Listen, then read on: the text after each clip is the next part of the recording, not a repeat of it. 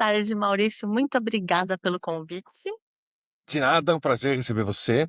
A gente está aqui hoje para falar sobre o evento que a Yuri criou e vai acontecer em breve.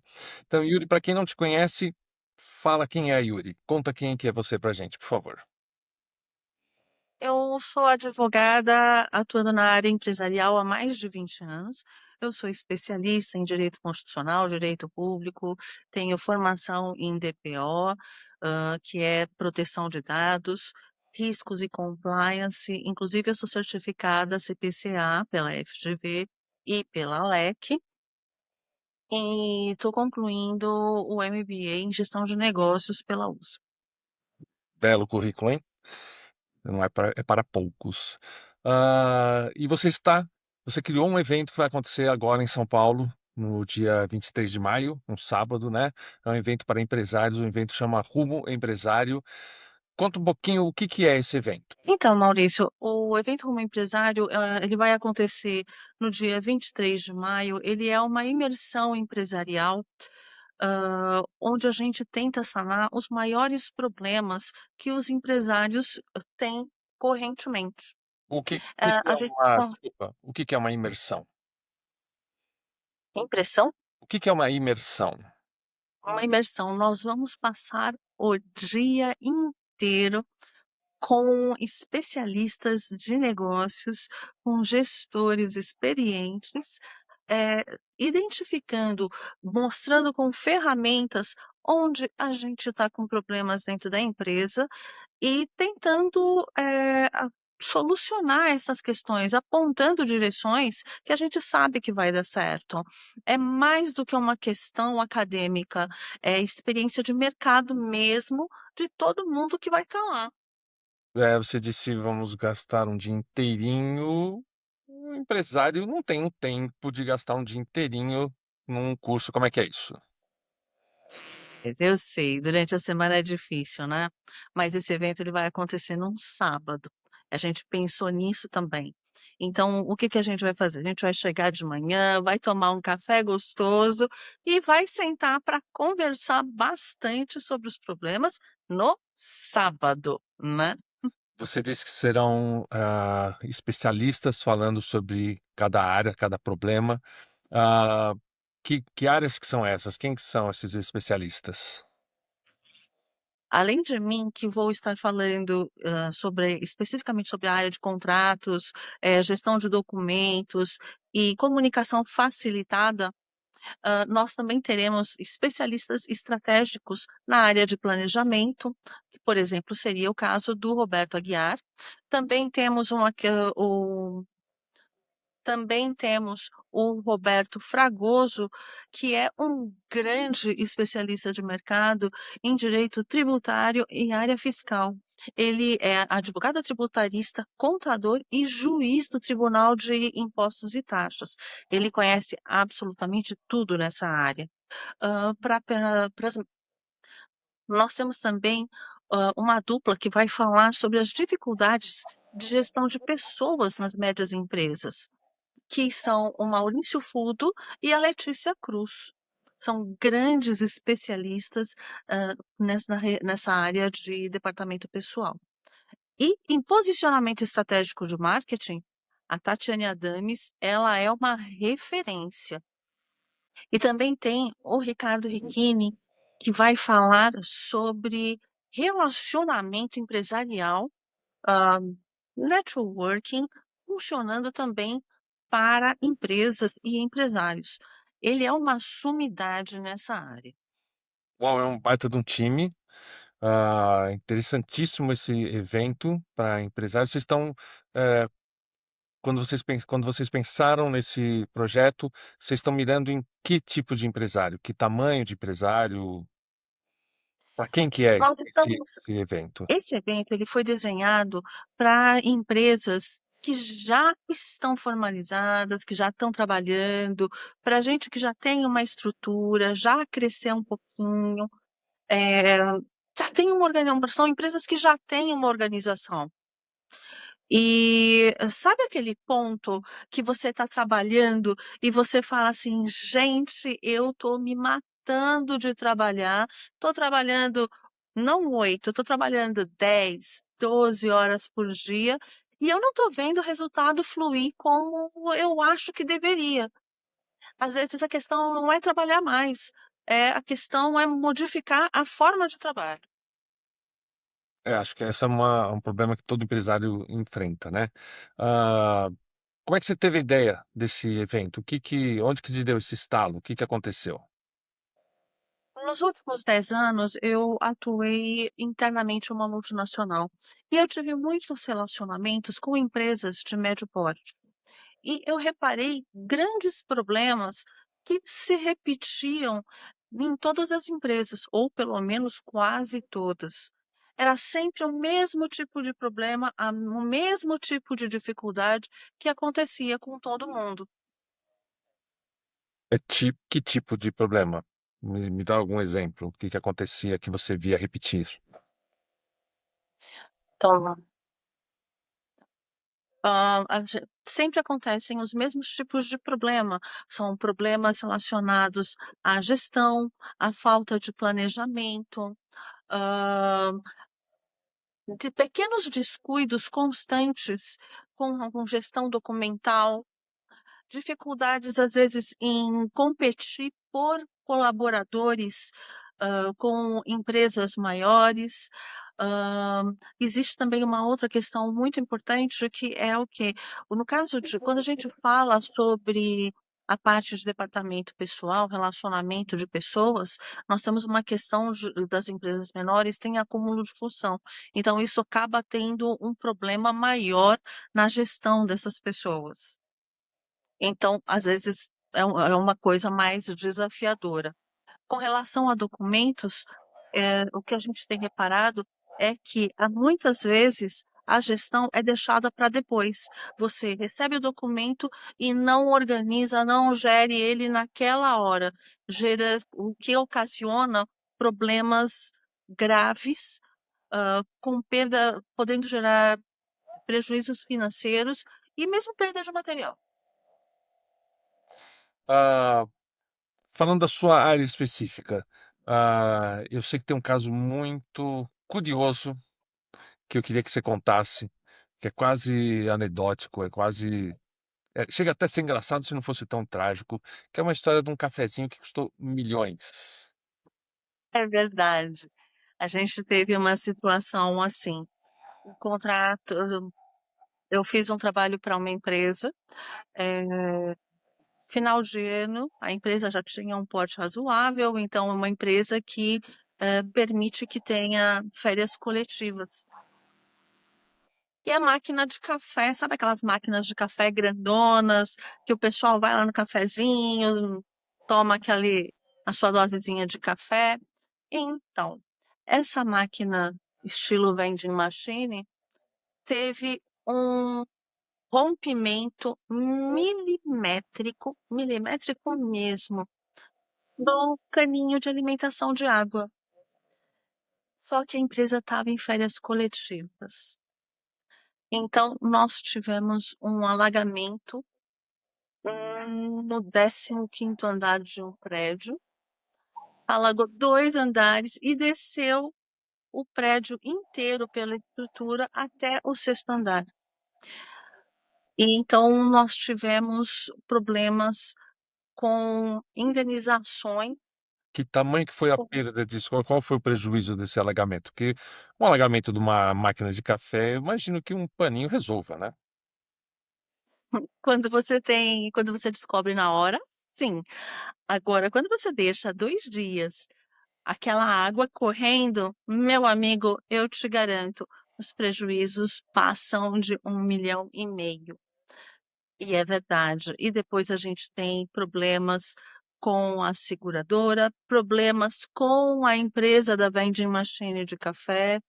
A empresa de vending machine de café tentando transferir a culpa porque o contrato não foi escrito adequadamente, eh, tentando jogar a questão de manutenção que não estava bem definida, e Quando você assina um contrato com essas empresas, você não tem muita alternativa. Eles não fazem grandes modificações no contrato. E Então, a responsa que tipo de cláusula tinha que gerou essa confusão? Porque se a máquina é da empresa e a máquina causou prejuízo, é óbvio que o culpado é o dono da máquina, né?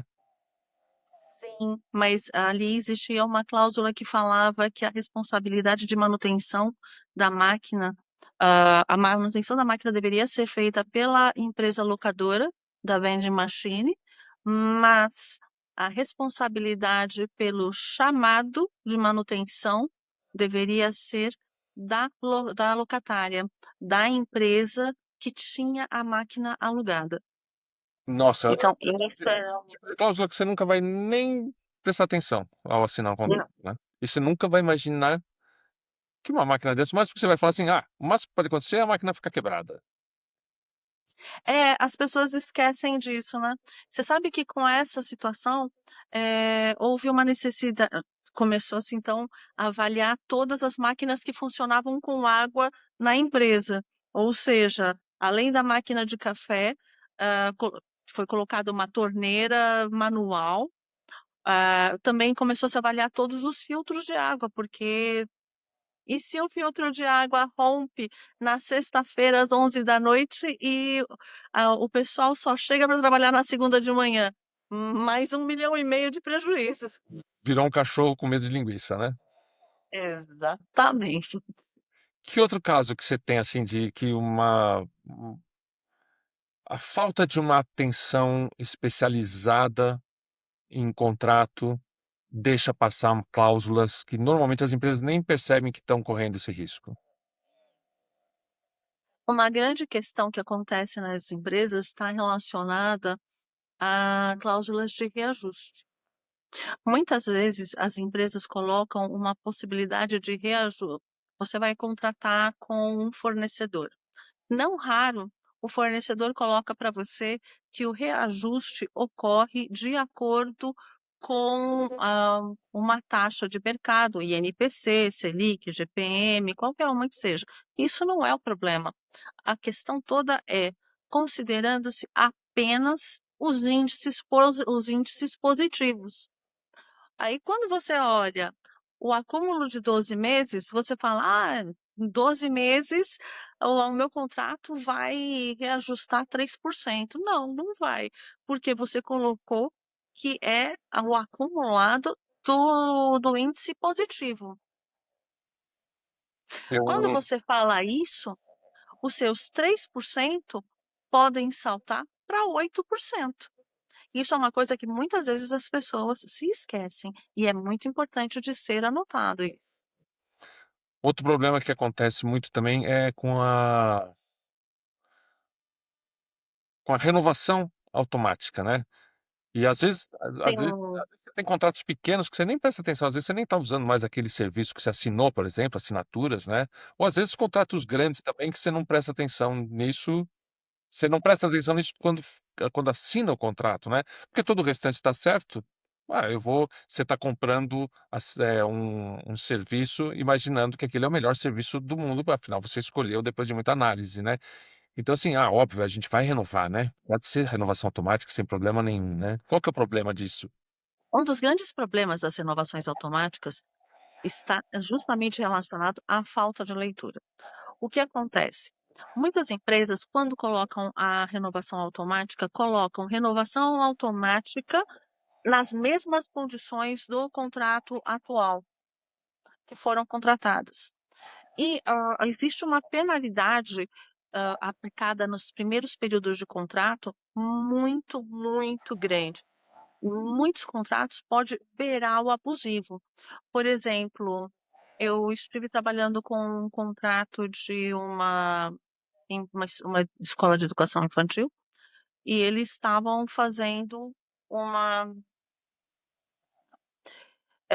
uma escola de educação infantil me questionou sobre uma questão de renovação de um sistema de ensino. E justamente porque houve essa renovação automática. O contrato previa que no primeiro ano a multa para rompimento do contrato seria de 50% do valor total do contrato. Pelo tamanho da empresa, o valor total do contrato chegava perto de R$ 150.000. 50% disso são R$ 75.000. Houve a renovação automática com a cláusula de multa idêntica.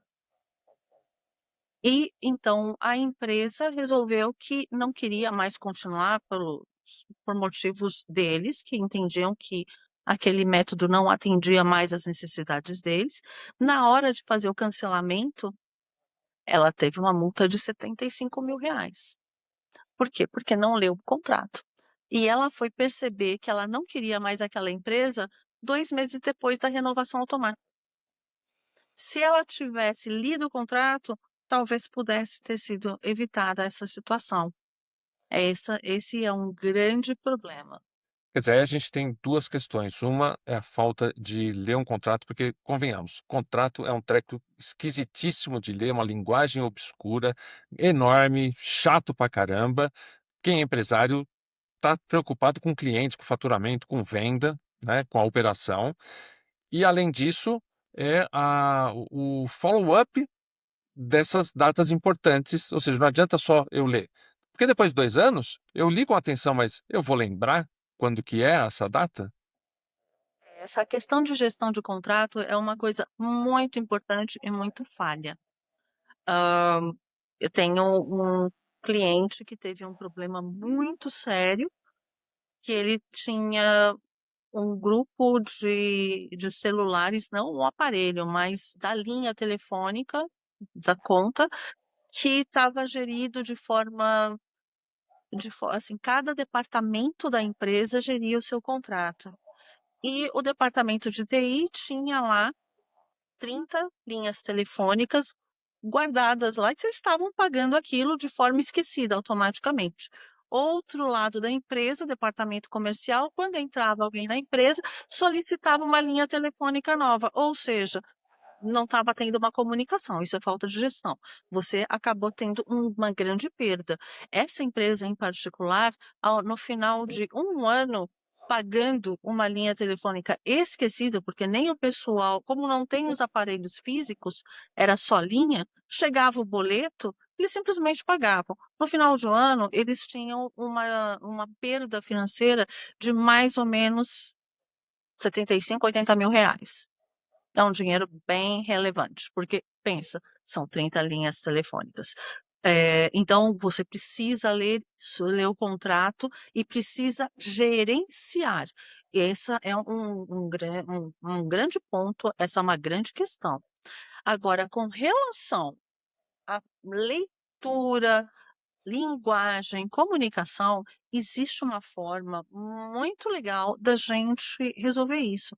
Dá para trabalhar com linguagem simplificada em muitas situações.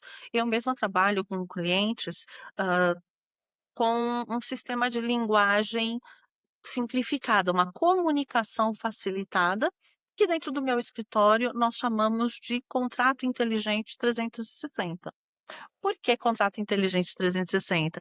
Porque a nossa intenção é que consiga-se entender o contrato de forma completa e você eh, consiga efetivamente, realizar a comunicação. O contrato é comunicação. E para haver comunicação, eu tenho que falar e você tem que entender. Então, o vendedor fala que vendeu e o comprador entende o que ele está comprando. Essa é a grande beleza da coisa. E aí o que acontece? Onde a gente consegue implantar esse sistema de comunicação, as dificuldades posteriores praticamente desaparecem. O que eu estou chamando de dificuldade posterior? Discussão entre cliente e fornecedor, retrabalho. Por quê? Todo mundo sabe o que está contratado. Eu sempre achei que o contrato tinha aquela linguagem porque era uma obrigação legal, que ele precisava escrever daquele jeito, porque senão ele não valia. Não existe essa obrigação legal. É óbvio que existem terminologias e existem termos técnicos ou mesmo nomenclaturas que devem ser mantidas, né? Mas eh, aquele linguajar arcaico não é necessário. Aquele linguajar, aquela forma de falar difícil, não é necessária. Nós podemos usar uma linguagem fácil, onde todo mundo se entenda. Inclusive, isso é uma orientação, uma orientação dos tribunais superiores. Que a gente trabalhe de forma, que a gente escreva de forma que todo mundo consiga se comunicar. Explica aí um pouquinho mais como é que é esse sistema que vocês desenvolvem no escritório de simplificar o contrato. Como é que é o Quer ver nome? uma coisa bem fácil? Eu Como é que é o tenho nome? um cliente que ele trabalha com distribuição de materiais. Nessa distribuição de materiais, ele tem lá um campinho escrito frete CIF ou frete FOB.